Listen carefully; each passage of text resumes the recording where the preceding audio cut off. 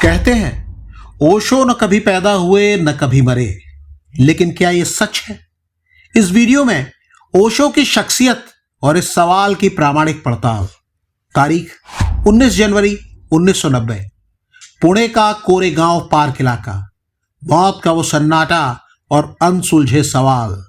ओशो के आश्रम में एक अजीब सी खामोशी छाई थी, लेकिन उसके पीछे था एक ऐसा तूफान जो अब तक कई दिनों में हलचल मचाए हुए है। दोपहर ठीक 1 बजे ओशो के करीबी डॉक्टर गोकुल गोकाणी को संदेश मिलता है। इमरजेंसी किट और अपना लेटर हेड लेकर तुरंत आश्रम पहुंचे।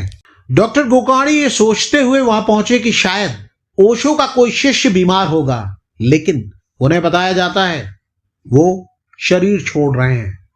वो यानी ओशो। इसके बाद जो हुआ वो रहस्य की एक ऐसी कहानी बन गया जिसका तार्किक अंत अब तक नहीं लिखा गया है। कहानी क्लाइमैक्स में ही अटकी है। डॉक्टर गोकाणी को एक कमरे में बंद कर दिया गया, जहां वो घंटों तक रहे। फोन लाइन काट दी गई और जब कमरा खुला तब तक ओशो दुनिया को अलविदा कह चुके थे। डेथ सर्टिफिकेट का राज। डॉक्टर गोकाणी ने ओशो की मौत के 25 साल बाद एक हलफनामा दायर कर दुनिया को चौंका दिया। डॉक्टर गोकाणी ने दावा किया कि उन पर ओशो की मौत का कारण हार्ट अटैक लिखने के लिए भारी दबाव बनाया गया था। यह तय किया गया कि पोस्टमार्टम न होने पाए। सवाल यह भी उठा कि अगर ओशो की मौत स्वाभाविक थी तो डॉक्टर को घंटों तक कमरे में बंद क्यों रखा गया? मौत के 1 घंटे के भीतर ही ओशो का अंतिम संस्कार क्यों कर दिया गया? ओशो की आश्रम की परंपरा से वाकिफ लोग दावा करते हैं कि वहां मृत्यु एक उत्सव होती है। फिर खुद ओशो के मामले में इतनी हड़बड़ी क्यों थी? पार्थिव शरीर को भक्तों के अंतिम दर्शन के लिए सिर्फ 10-15 मिनट ही क्यों रखा गया? कई मीडिया रिपोर्ट्सों में दावा किया गया है कि चिता पर मिट्टी का तेल डालकर उसे जल्दी जलाने की कोशिश की गई। तो क्या ये सबूतों को मिटाने की कोशिश थी? मां की चीख। ओशो की मौत के बाद उनके मां के रिएक्शन का जिक्र अब तक होता है। ओशो की मां सरस्वती देवी उसी आश्रम में रहती थी, लेकिन आरोप है कि उस दौर में उन्हें ओशो से मिलने नहीं दिया जाता था। ओशो की मौत की खबर सुनने के बाद उनकी मां बोली, बेटा तुझे मार डाला इन्होंने, मेरे बेटे को मार दिया। यह आरोप लगाया जाता है कि ओशो के आखिरी दिनों में आश्रम का पूरा नियंत्रण एक इनर सर्किल के पास था।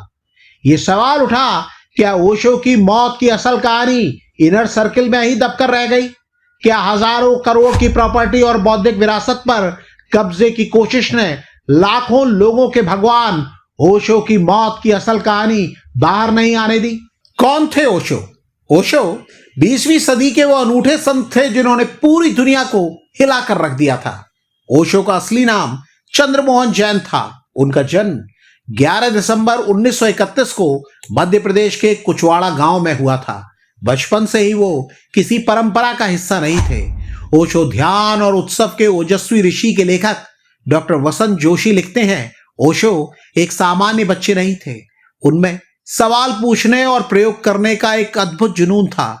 जब वो कॉलेज पहुंचे तो अपनी तर्क शक्ति से प्रोफेसर्स को इतना परेशान कर दिया कि उन्हें कॉलेज से निकालने तक की नौबत आ गई थी।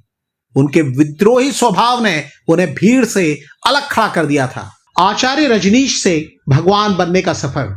ओशो 1960 के दशक में जबलपुर विश्वविद्यालय में दर्शन शास्त्र के प्रोफेसर बने, लेकिन एक कमरे की दीवारें उन्हें रोक नहीं सकती थी। वो पूरे भारत के दौरे पर निकल पड़े। उन्होंने राजनीति, धर्म और सेक्स जैसे विषयों पर ऐसी बातें कही जिन्हें बयान करना उस दौर के समाज को किसी बिजली के झटके जैसा महसूस कराता था।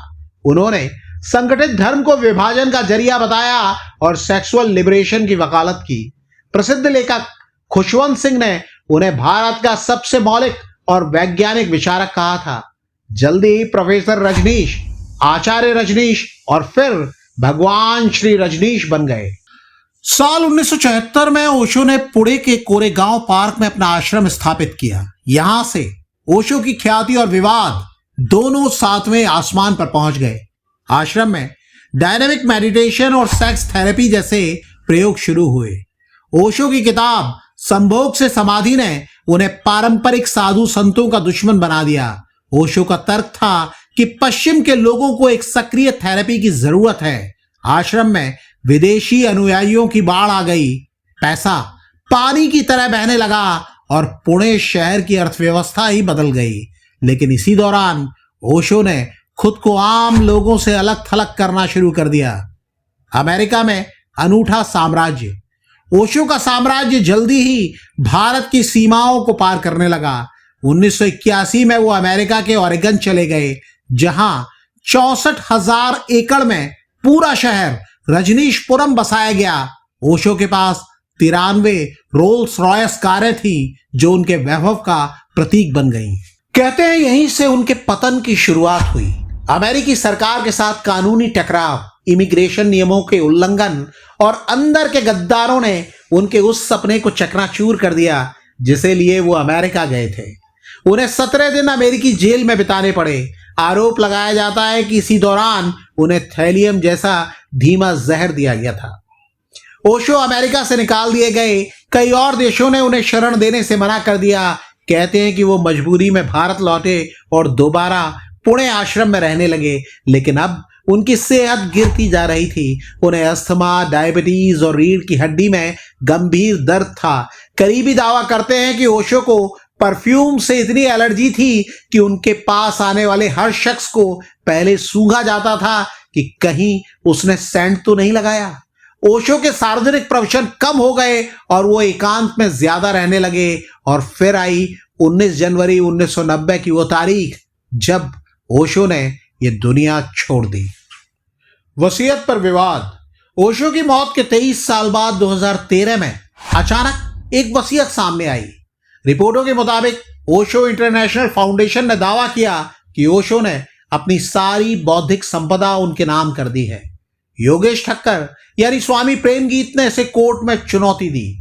रिपोर्टों के मुताबिक विशेषज्ञों ने पाया कि वसीयत पर ओशो के हस्ताक्षर कॉपी पेस्ट किए गए थे।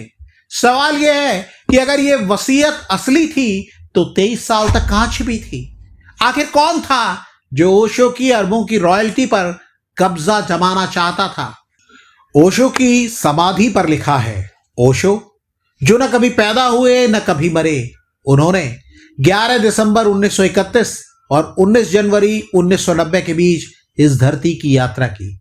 चेले कहते हैं कि ओशो ने एक बार बताया था, ओशो का अर्थ है वो जो सागर में विलीन हो गया हो। ओशो विलीन हो गए, लेकिन अपने पीछे सवालों का एक ऐसा महासागर छोड़ गए जिनके जवाब आज भी ढूंढे जा रहे हैं।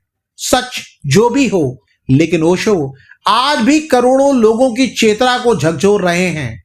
उनकी यात्रा समाप्त हो गई, लेकिन उनकी विदाई का रहस्य आज भी बरकरार है। आप इस मुद्दे पर क्या सोचते हैं? कमेंट करके हमें बताइएगा जरूर।